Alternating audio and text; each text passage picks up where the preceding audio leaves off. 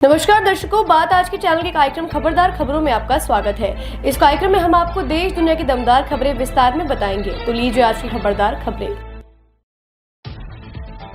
आज सुबह बसंत पंचमी पर सुबह 8 बजे तक 63 लाख श्रद्धालुओं ने आस्था की डुबकी लगाई। वहीं आज की व्यवस्था को देखते हुए साधु संतों में बहुत खुशी की लहर दिखाई दी। उन्होंने कहा, आज की व्यवस्था पिछले 2 अमृत स्नानों से बेहद बेहतर थी। आज के स्नान के लिए मुख्यमंत्री योगी आदित्यनाथ ने शून्य त्रुटि निर्देश का पालन करते हुए अमृत स्नान का इंतजाम किया था। वहीं आज अमृत स्नान पर उत्तर प्रदेश सरकार ने श्रद्धालुओं पर हेलीकॉप्टर से फूल बरसाए। दिल्ली के मुख्य निर्वाचन अधिकारी ने बताया कि आम आदमी पार्टी के मुख्य प्रमुख अरविंद केजरीवाल के उन आरोपों के बारे में कोई लिखित शिकायत नहीं मिली है जिसमें उन्होंने नई दिल्ली विधानसभा क्षेत्र में भाजपा कार्यकर्ताओं द्वारा उनकी पार्टी के कार्यकर्ताओं को धमकाने और परेशान करने का आरोप लगाया है। केजरीवाल के इंडिपेंडेंट ऑब्जर्वर लगाने के अनुरोध के जवाब में दिल्ली के सीईओ कार्यालय ने एक पत्र द्वारा आपको सूचित किया कि इस मामले की समीक्षा जिला निर्वाचन अधिकारी और दिल्ली पुलिस द्वारा की गई थी।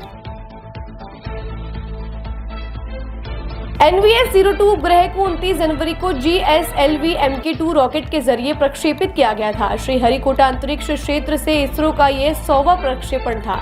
इसरो के इन प्रयास को उस समय झटका लगा जब अंतरिक्ष यान में लगे थ्रस्टर काम नहीं कर सके, जिसके कारण NVS-02 उपग्रह को वांछित कक्षा में स्थापित करने का प्रयास सफल नहीं हो सका। लेबनानी हिजबुल्ला समूह ने ऐलान किया है कि उनके नेता हसन नसरल्ला का अंतिम संस्कार 23 फरवरी को होगा। दक्षिणी बेरूत उपनगर में इजरायली हवाई हमलों में हसन नसरल्ला की मौत के महीनों बाद हिजबुल्ला ने ऐलान किया है। हिजबुल्ला के महासचिव नईम कासिम ने पहले से रिकॉर्ड किए गए भाषण में हसन नसरल्ला के संबंध में यह घोषणा की है। अमेरिका के मध्यस्थता में हुए इस युद्ध विराम समझौते कुछ दिनों बाद हिजबुल्ला ने यह घोषणा की, जिसके तहत 18 फरवरी तक लेबनानी आतंकवादी समूह और इजरायल के बीच युद्ध पर रोक लगी है। भारत के ग्रैंड मास्टर आर प्रज्ञानंद ने टाटा स्टील मास्टर्स का खिताब अपने नाम कर लिया है। उन्होंने विश्व चैंपियन डी गुकेश को एक रोमांचक टाई ब्रेकर में हराकर ये उपलब्धि हासिल की है। प्रज्ञानंद विश्वनाथ आनंद के बाद पहले भारतीय बन गए हैं जिन्होंने 2006 के बाद टाटा स्टील मास्टर्स का शीर्ष पुरस्कार जीता है। आपको बता दें कि डी गुकेश हाल ही में वर्ल्ड चैंपियन के विजेता बने थे। 14 खिलाड़ियों वाला राउंड रॉबिन टूर्नामेंट में गुकेश और प्रज्ञान 13 क्लासिकल राउंड के बाद बराबरी पर थे। दोनों ने अपने अंतरिम क्लासिकल मैच हारे, जिसके बाद उन्हें टाई ब्रेकर में उतरना पड़ा। गोधरा ट्रेन नरसंहार का दोषी चोरी के मामले में पुणे से गिरफ्तार किया गया। 2002 के गोधरा ट्रेन नरसंहार मामले में आजीवन की सजा काट रहे 55 वर्षीय सलीम जरदा महाराष्ट्र के पुणे जिले में चोरी के एक मामले में गिरफ्तार किया गया है। पुलिस ने आज जानकारी दी कि दोषी शख्स सलीम जरदा पेरोल छोड़कर भाग गया था। पुणे ग्रामीण पुलिस ने 22 जनवरी को सलीम जरदा को गिरफ्तार किया था, जो गोधरा ट्रेन नरसंहार मामले में आजीवन की सजा पाने वाले 31 लोगों में से एक था। सलीम जरदा 17 सितंबर 2024 को 7 दिन की पेरोल पर गुजरात की जेल से बाहर आया था और बाद में फरार हो गया था। गोवा से छत्रपति संभाजी नगर जा रही एक निजी बस कल देर रात काटगांव के पास दुर्घटनाग्रस्त हो गई। इस हादसे में एक यात्री की मौत हो गई जबकि 30 लोग घायल हो गए।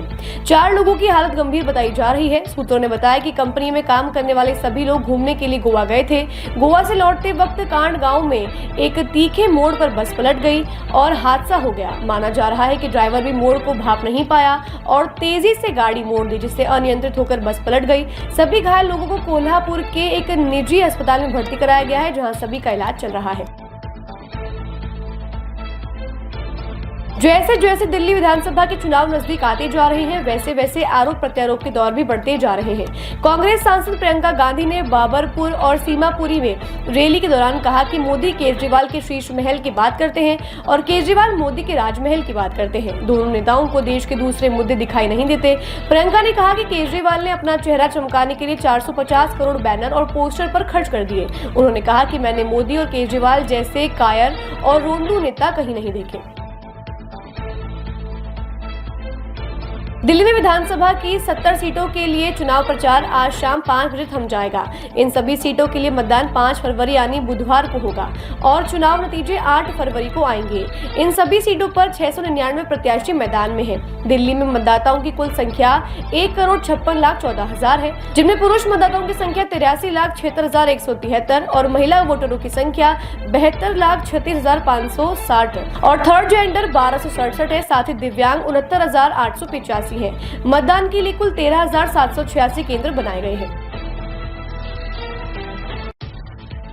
आज विधानसभा में प्रश्नकाल के बाद शून्यकाल होगा, जिसमें गृह, परिवहन और सड़क सुरक्षा विभाग की कई अधिसूचनाएं टेबल पर रखी जाएंगी। वहीं मुख्यमंत्री भजनलाल के नेतृत्व में धर्मांतरण विरोधी धार्मिक विधेयक पेश किया जाएगा। इसमें जबरन धर्म परिवर्तन के मामले में जेल की सजा का प्रावधान भी शामिल किया गया है। इस विधेयक में लिव इन रिलेशनशिप में रहने वालों के लिए रजिस्ट्रेशन अनिवार्य का प्रावधान भी शामिल होगा। वहीं दूसरे धर्म में शादी करने वालों के लिए नए नियम लागू किए जाएंगे। खबरदार खबरों में आज के लिए बस इतना ही। कल फिर नई खबरों के साथ हम होंगे आपसे रूबरू। तब तक के लिए दीजिए इजाजत। नमस्कार।